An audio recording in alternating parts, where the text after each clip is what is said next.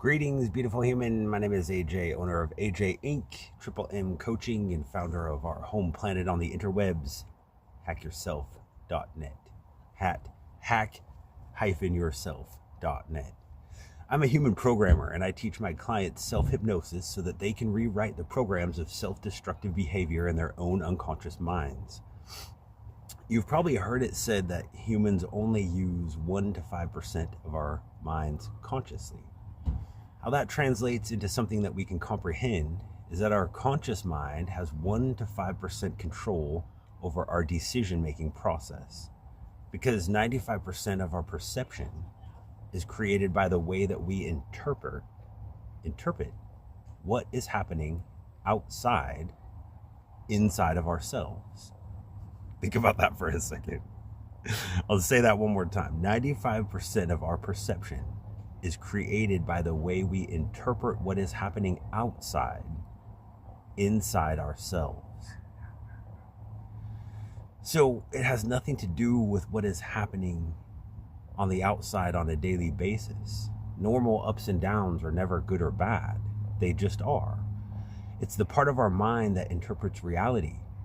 It controls 95% of the unconscious programs that are running. The stories we start telling, the feelings that come up. This is the autopilot unconscious mind, and only 5% of your behavior is controlled by your conscious mind, the one that's listening to me right now, probably trying not to be distracted to do something else. So tonight we are going to decode the system so that you can begin to consciously control the unconscious programs. If you hang out with me long enough, you too will become the human programmer. So today I'm going to try something a little different. I am pre-recording this event in the daylight. You can actually see behind me, I'm in nature. It is Christmas Day though. I am recording this on December 25th. And I'm going to have my Zoom room open, but not streaming live, so that if you want to join me from 5 to 7 today, if you have no one to hang out with, if you're feeling lonely, or you just want to talk about mental health or all things metaphysical, you want to share your experience of meditation, maybe get some pointers from me, and I'll do the same from you. My Zoom room will be open from 5 to 7. And if for any reason you want to join and you have a hard time getting in, that's okay. You can text me at 360-798-2184 and just text Zoom, and I will text you instructions and get you in the room. So I'd love to hang out with you today. My daughter and I are starting a new tradition for holidays. We're not going to give each other gifts. We are going to give each other time and actually spend time with each other. And so that's what I'm offering to you, to anyone who's enjoying these videos, anyone on the internet that is trying to put a foot forward to help themselves, to better their own mental health. I want to be here to spend time with you and let you know that you're worth it, and the work that you're doing is amazing. So thank you, whether you're watching this on the premiere on Christmas Day with me, or if you're watching the replay in the Healing in Nature podcast playlist. Either way, thank you for joining me, and thank you for being part of this conscious movement of conscious creators, changing ourselves so that we can change the world. So if you're here today watching the live premiere of our 2025 Christmas special, Whose Voice Is That? Deprogramming the Inner Critic and Internal Authority, chances are that you've probably felt some pressure this week. Pressure to show up, maybe to forgive, to comply, to perform, to be good. And tonight is about asking one simple question that changes everything. Whose voice is that inside your head? Who is that? This is not about blame. This is about awareness plus freedom. Most people are not choosing their thoughts. They're simply obeying them. reacting to them. And what we're going to talk about tonight is how to see them and decipher how to act. The brain records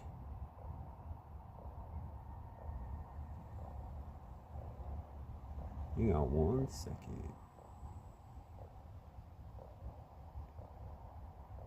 Sorry, I have some technical difficulties. It wouldn't be a healing in nature event if I didn't have a technical difficulty. Okay, so we develop these internal voices through narcissistic family systems, addictive environments. If disobedience once meant loss of love or safety or belonging, the nervous system learns, don't question the voice. So basically this voice is coming from our childhood programming. Okay, I have music streaming from my laptop.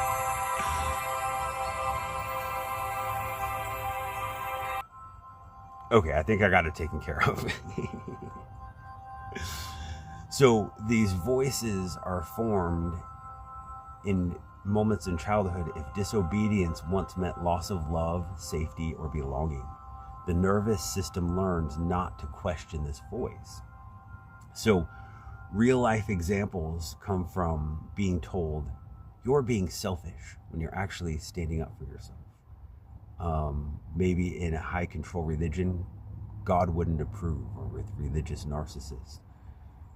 Maybe you heard good people don't say no, or they help the family out when they're asking to cross your boundaries or asking for too much. My favorite, when someone has been pushed beyond their limits and then they get upset and they're told they're overreacting. Or how about family comes first no matter what, no matter if it's toxic.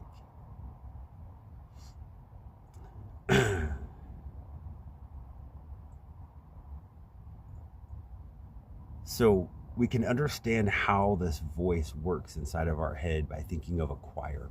Have you ever seen a choir performing? Usually there's a group of people singing and there's a choir director or somebody standing in front, usually waving their hands in time, directing the choir director.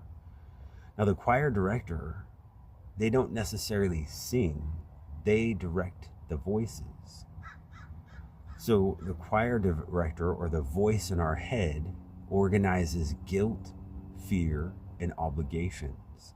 And it does this to create a melody of distraction for you and self-destructive behavior to keep the old patterns flowing. So we're going to learn tonight how to get into these patterns and see them. It creates harmony through conformity.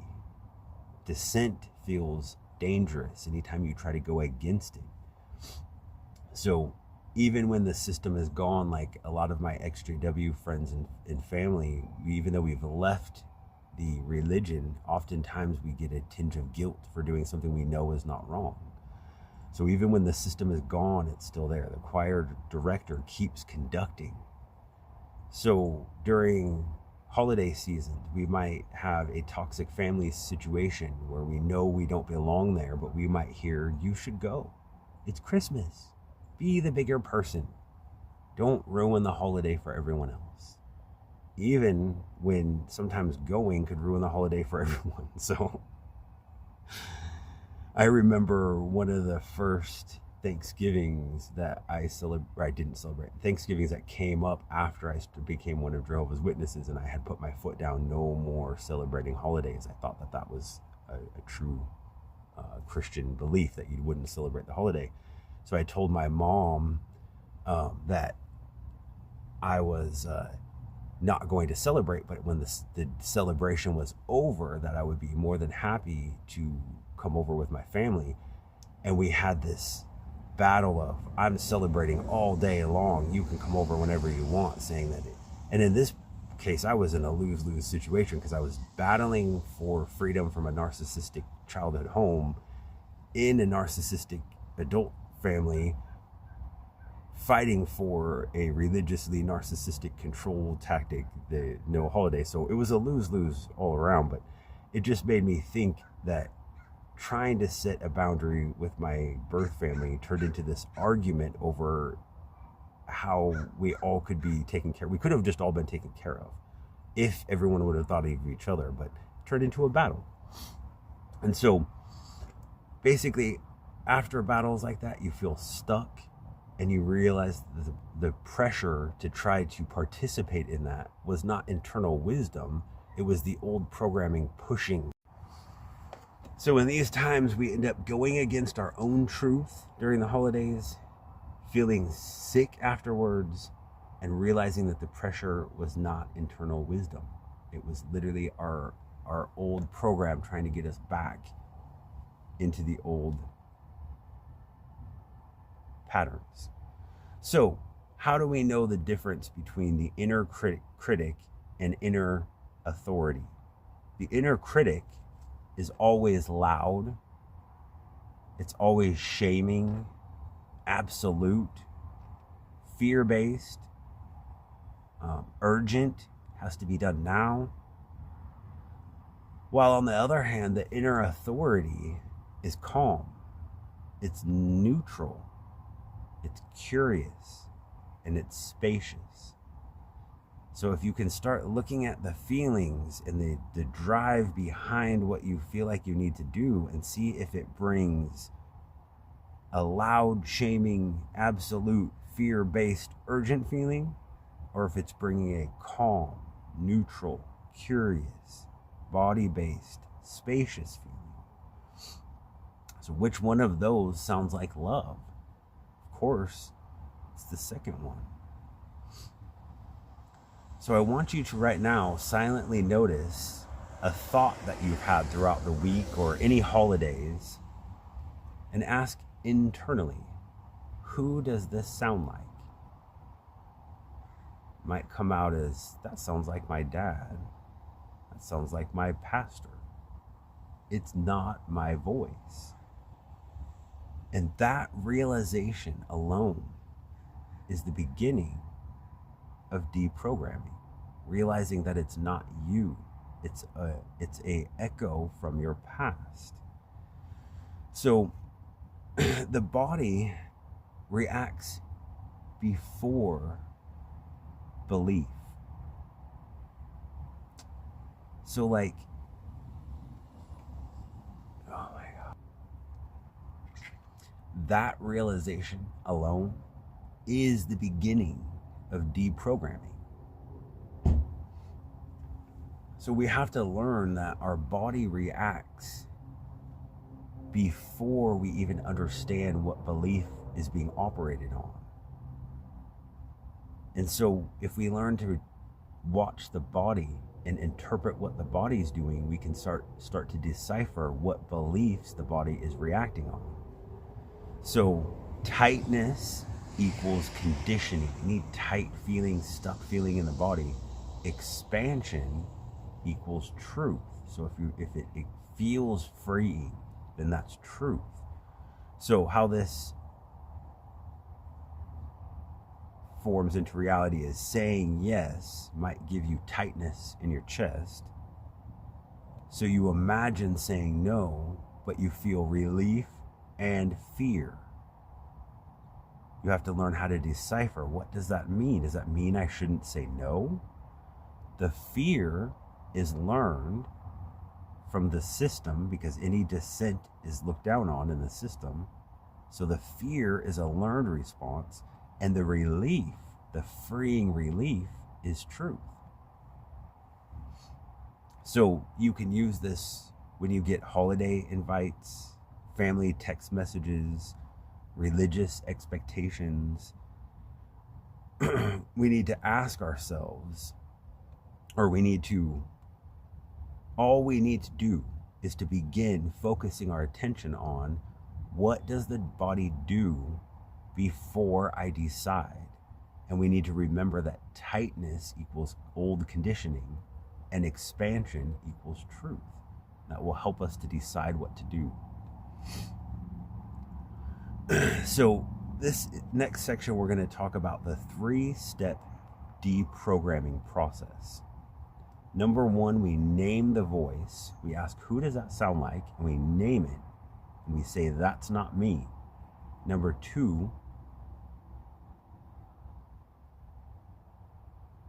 we locate the origin of it, see how far back it goes to maybe to our childhood, or if it's something recent. And then we return the authority to ourselves. I decide now. So we name the voice. That's not me. We say that sounds like. We locate the origin. Where is this voice coming from? And then we return the authority to ourselves. I decide now. I decide how I speak to myself. I decide the scripts. Because we don't argue with conditioning. We simply outgrow it. When we hear it come up, we need to say, I hear you, and now I'm choosing differently. This rule no longer applies to me. I no longer need permission. So, what we are going to do next is a 5 to 10 minute guided meditation to help us get a little more acquainted with this inner voice and to turn it more from a critic into a coach. So I want you to get somewhere comfortable, sit and relax, and we will get this guided meditation underway. And when we're done, we're going to talk a little bit more about how to see the stories that you're telling and how it works. So the last part of this is going to be a trance-inducing conversation that I hope will be life-changing. So before we begin, there's nothing that you need to do. No effort required. No belief required. No special ability required. In fact, I'd like you to do something very simple. Just pretend.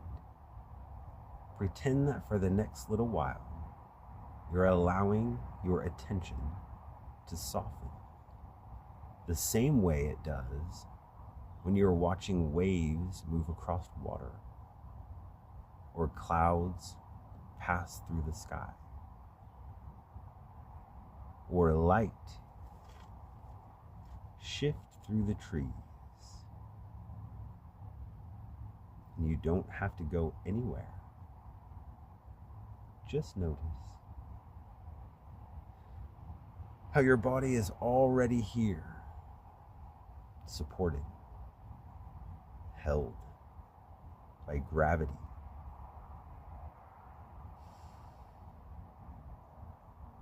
And as you sit there, listening to the sound of my voice, your conscious mind can relax,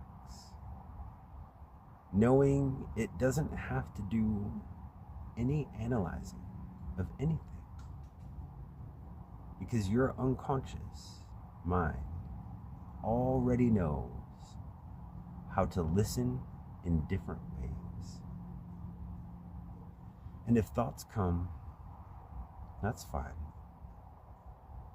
And if they drift away, that's fine too. Because either way, this experience continues. And now, I'd like you to imagine something. Imagine you're standing at the edge of a peaceful natural space. Maybe it's a forest, maybe a shoreline, maybe a familiar place in nature. You don't have to see it clearly. Just notice how it feels calm, safe, neutral.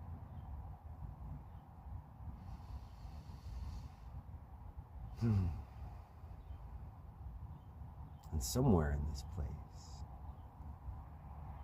there's a gentle path. And as you follow this path in your mind, each step allows your awareness to drift a little deeper inward, not away from consciousness, but more comfortable inside yourself. And with each step, your body remembers something important, that it knows how to let go without losing control, that it knows how to listen without being overwhelmed. And as you continue, you may notice sounds becoming softer, your breath becoming slower, shoulders dropping.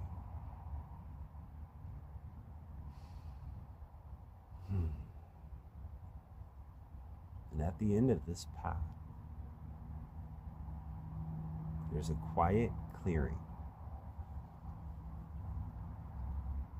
And in this clearing, you feel safe enough to notice your inner world.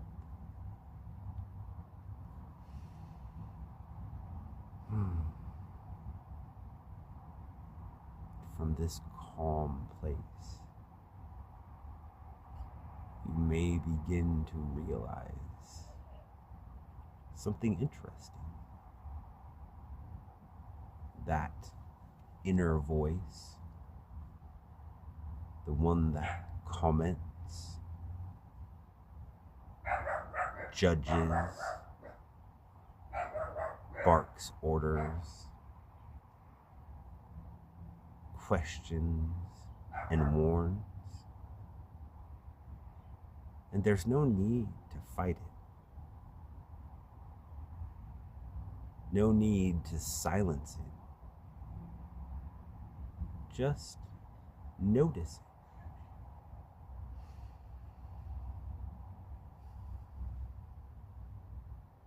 it. And as you notice it, you may begin to wonder, whose voice is that? And you may realize that this voice has a tone, a rhythm, a familiarity, and without effort, you may recognize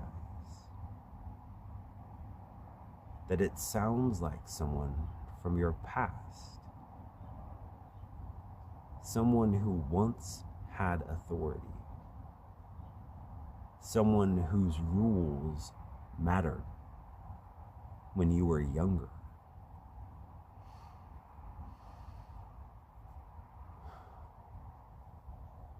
And you don't even need to name them. Your unconscious already knows. So here's something important. This inner critic was never trying to hurt you. It was trying to keep you safe. It learned its job in a time when safety depended on obedience. And you can acknowledge that and thank it without letting it run the system anymore. Because you're not a child anymore. And the unconscious mind understands something very well. Roles can change. Strategies can evolve. And voices can be reassigned. And now, your unconscious mind can begin a gentle shift without force, without resistance, without conflict. And you may imagine that inner voice stepping slightly to the side, becoming quieter, less sharp, more neutral.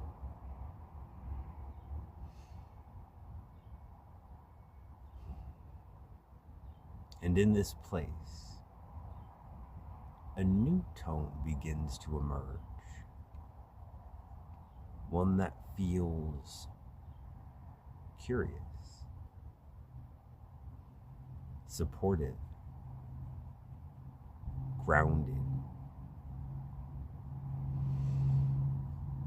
And this voice doesn't shout,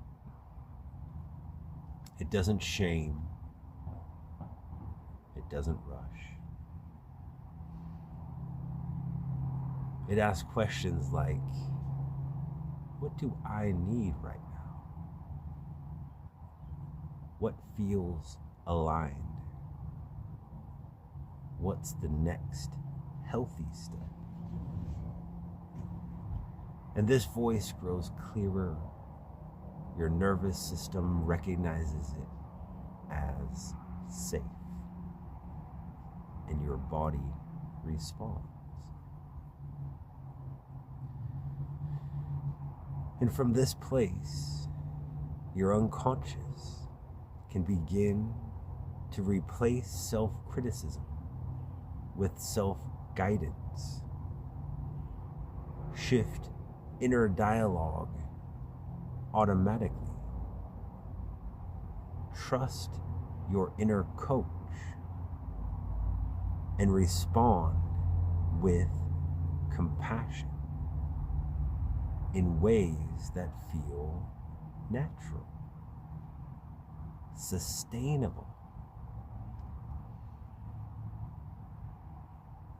And you won't even have to try, because this shift happens at the unconscious level.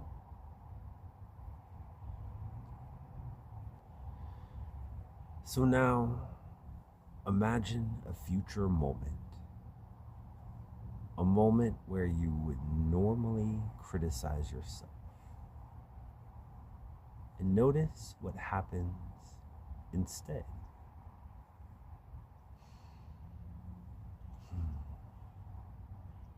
Notice the tone changes, the softer words.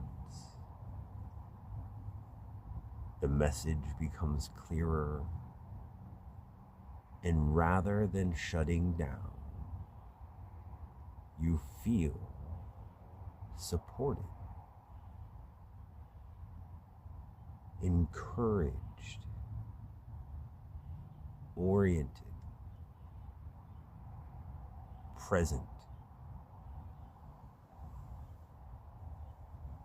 And this inner coach never demands perfection. It only supports progress.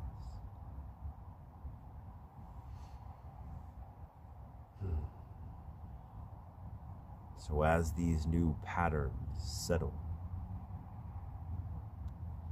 you may notice a quiet knowing. I am allowed to learn. I am allowed to grow. I don't need punishment to improve. Guidance feels better than criticism. And these ideas don't need to be remembered because your unconscious has already stored them. And in a moment, you can begin to bring your attention back, carrying with you whatever feels useful. And as you return, you may notice your body feeling lighter, your mind clearer, your inner world quieter.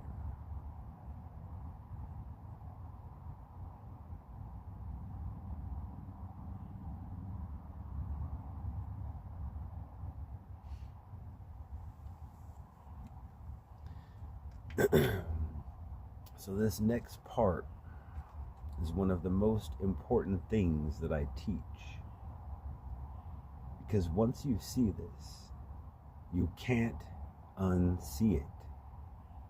And it explains why so many intelligent, self-aware people still feel stuck. So here's the core idea. Words are spells.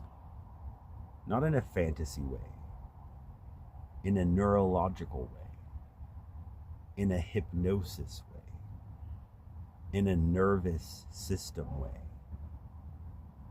Every time you describe reality, you're not just reporting it, you're programming how your brain and body respond to it.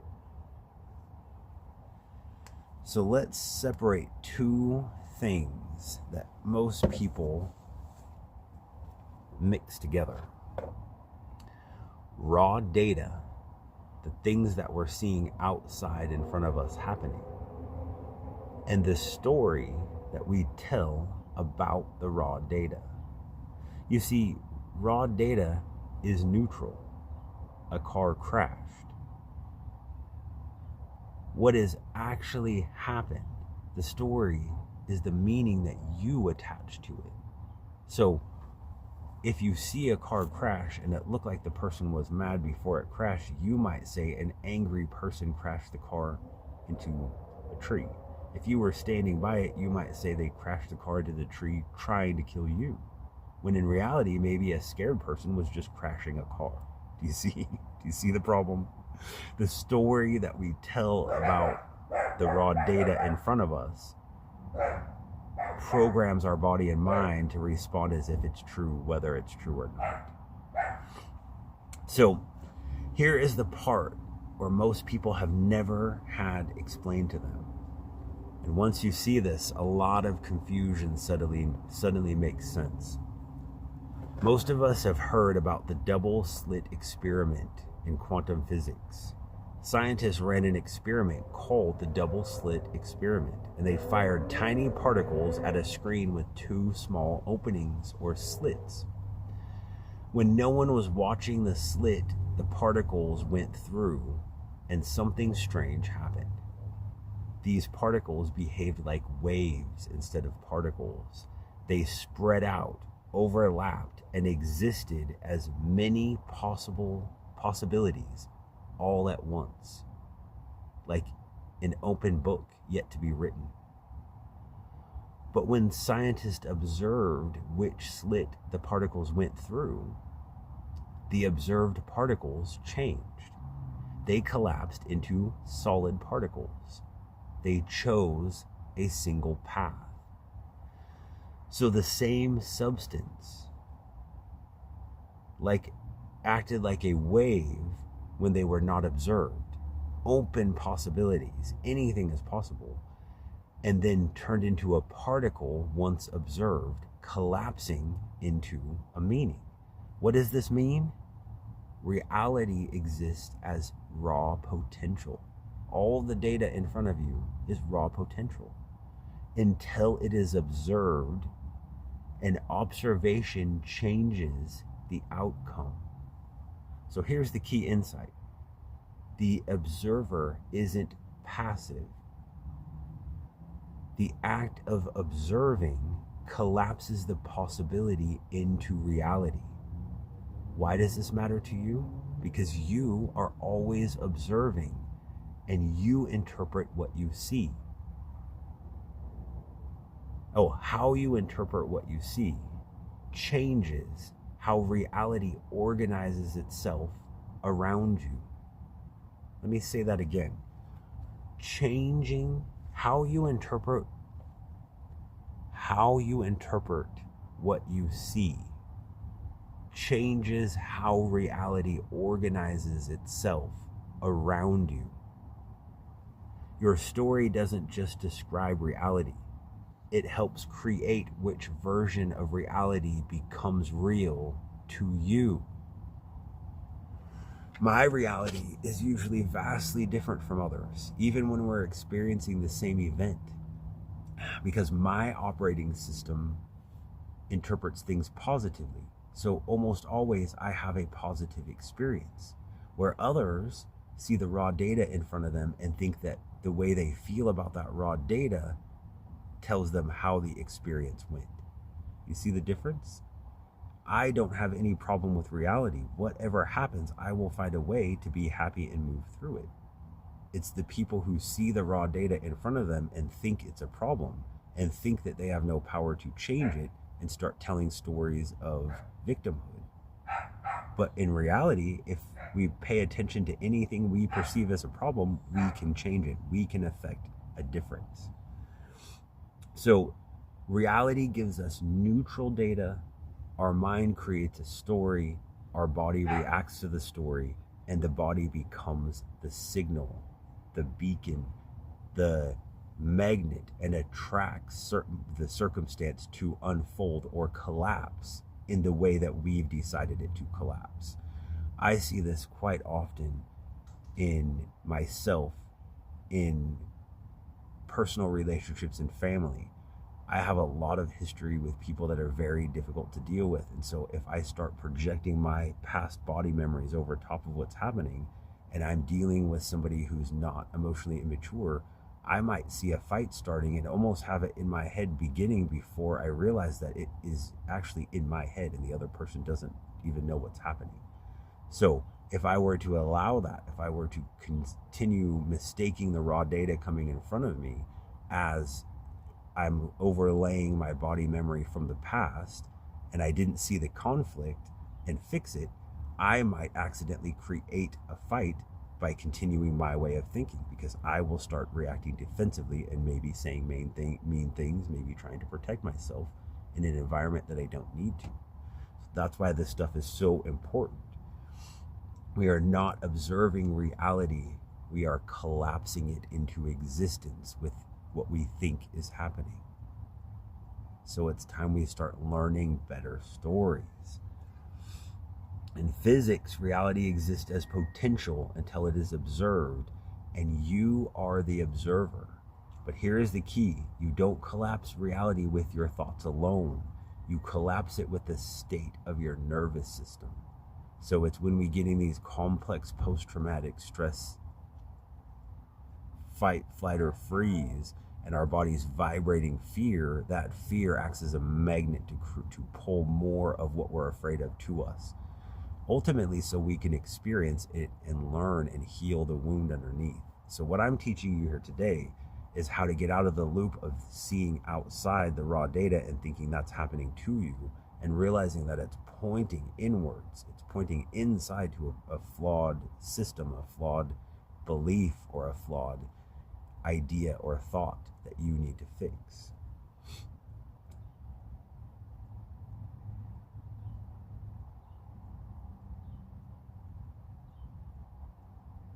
So this is why people say things like, I believe in abundance, but I struggle financially. I believe in love, but I keep attracting unsafe partners. I believe I'm healing, but my body won't calm down. It's the disconnection between body and mind, and it's this story being repeated over raw data where the old story is not playing out anymore. We're literally trying to bring it into existence over top of new things. The people say this not because they're lying. They're not hypocrites. They say this because their unconsciousness and their body, their consciousness and their body are not connected. There's a body-mind disconnect. So when we hear people calling these kind of people hypocrites, what we're actually seeing is just people with unconscious self-destructive behavior, and they need to learn how to listen to that self-destructive behavior. They're not lying, they're just not connected. The mind will be saying one thing, but the body is broadcasting another. So the work is not forcing positive thoughts. It's not bypassing pain. It's not pretending. It's aligning the story with what the body can actually feel. And when the story feels true to the nervous system, the signal changes. When the signal changes, so does what shows up, because the signal is going to then start attracting different things. The magnet is starting to attract different things.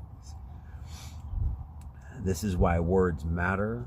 This is why language matters. And this is why I say words are spells.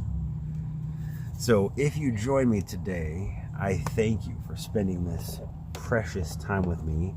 If you're watching this on the replay, I thank you just as much.